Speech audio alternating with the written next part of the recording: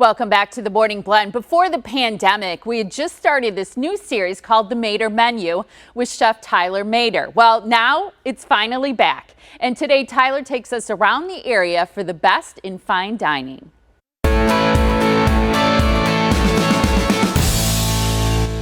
I'm Tyler Mader, and we're here in one of Wisconsin's coolest small towns, Genesee Depot, named after the train station that formerly served this area back in the mid-1800s. Now, this super cool small town hosts one of Wisconsin's most awarded restaurants. If it's fine country gourmet cuisine you're looking for, look no further than the Union House.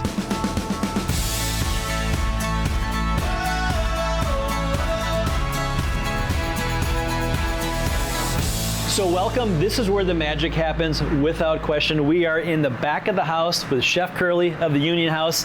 He is going to create something very magical and special. So great to have you. Welcome to the Morning Blend. Yeah, pleasure to be here. Excited to have you. You've done some amazing things already since you've been here at the Union House. You've got a great history, great training, great tradition. Yeah. What are you going to be making for us this morning? So today I'm going to make a mascarpone gnocchi.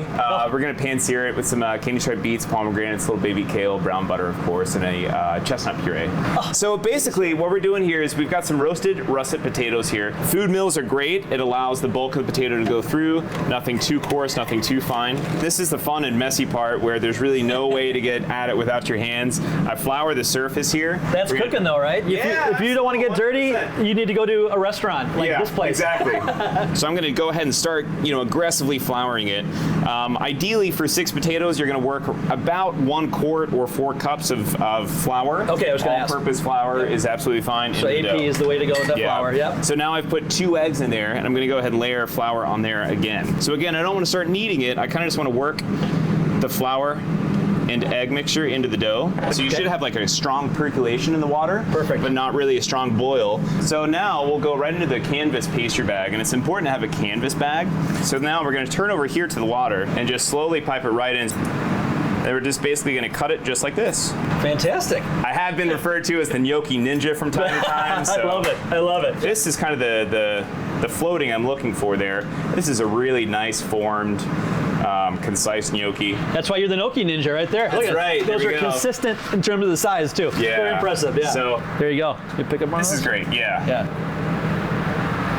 Look at that. Yep, fantastic. Some pomegranate arils, small diced shallots, a little bit of fiend herbs, which is parsley, tarragon, and chive kind of tossed together. Okay.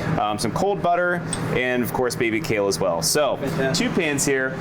So the combination, you got a little bit of oil in there and butter, right? Correct, So they play yes, off each other, so you don't burn those fats. Exactly, that's exactly right. So we're just gonna wait till that browns up a little bit. You can see the actual smoke coming off that pan here. Whew. We're gonna add some grapeseed oil to it now. There's already a little bit in there. So we are essentially pan frying these gnocchis, okay? All right. We do about a small handful for an order, and these have been done in advance, so they are nice and dry at this point. A little salt in the beets and the gnocchis. Ideally, the gnocchi dough itself has the perfect balance of seasoning, but you can already see the color in there. That's why it's so important to get that so hot, right? Exactly. Yep. Really nice golden brown on there. Beautiful. Meanwhile, I'm going to go ahead and throw some baby kale in this brown butter mix. It's got a nice hearty texture to it. It's got a soft bite to it as far as spice. Okay. And then a little bit of fiend herbs here at the end too. So this is kind of finished, ready to go. So this is a really nice, well-seared gnocchi. Beautiful. And then we're going to do the same on this guy again. Fantastic. Because we want the flavor of that butter and that breakdown of the butter fats, but we don't necessarily want to actually eat a lot of oil and butter. So this is our chestnut puree, which we did separately. And we basically cook that down until it's really kind of overall cohesive and thick. We're going to lay down just a nice long stripe here like this. So this is a really lovely fall dish. And then lastly, we will finish with a pomegranate gastrique that we made. So we basically take pomegranate juice and reduce it down with red wine, a little bit of sugar and red wine vinegar. There we are. Look at that. Wow. This is an amazing dish. A layering of flavors and a layering of technique, layering of textures. So it's about complexity, right? Not just smack you in the face with one big sharp note. Is this the only one we made today? For now, yeah. I'm sure.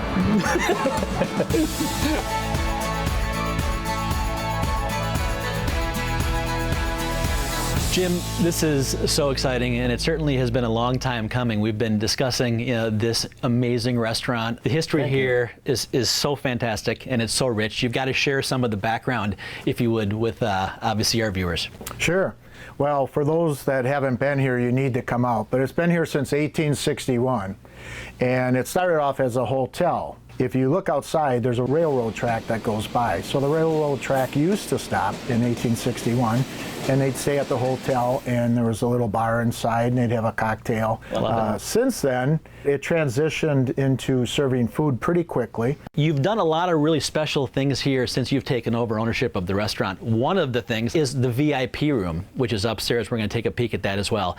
Talk a little bit about that space and why it's so special. There was different things in the past. Church services were held up there. It was a bowling alley at one time. A bowling alley, wow. Yes. Okay. We took it and looked at the old pictures and brought it back to what it was, a big hall. So we put new windows in. It now seats 50. So rumor has it, the ghost of the original owner, Patrick Lynch, still roams the halls of the Union House. So be careful this Halloween season. But we brought it back to its original state. Going into the holidays, a great space to rent as well, right? Which would be fantastic. So something else that's really cool about the restaurant is the extensive Scotch and bourbon list. When we first purchased the place, I went in the basement and discovered 266 different types of Scotch. Wow. And there's so many Scotch, bourbon, wine that we can't put them all on the list and on the menu. But there's an extensive list here that is probably second to none in the Midwest. You know, we're back from a challenging time. How did the Union House end up transitioning through and being able to work through that difficult time? When we were first shut down, the state was shut down, we did not let our employees go. We kept them all. We paid them to some extent because we were known for our great servers here, our great people. Absolutely. And an example, we have 9 people who have worked here 15 to 25 years. Wow. And we didn't want them looking for, another opportunity. Sure. So we hung on to all our employees and paid them through the COVID. Jim Lindeberg, the owner of the Union House, you and your wife Heidi have done an absolutely incredible job here. Congratulations on being a part of the Mater menu and one of the best dining experiences in the state of Wisconsin. Congratulations. Thank you, Tyler. Cheers. Cheers.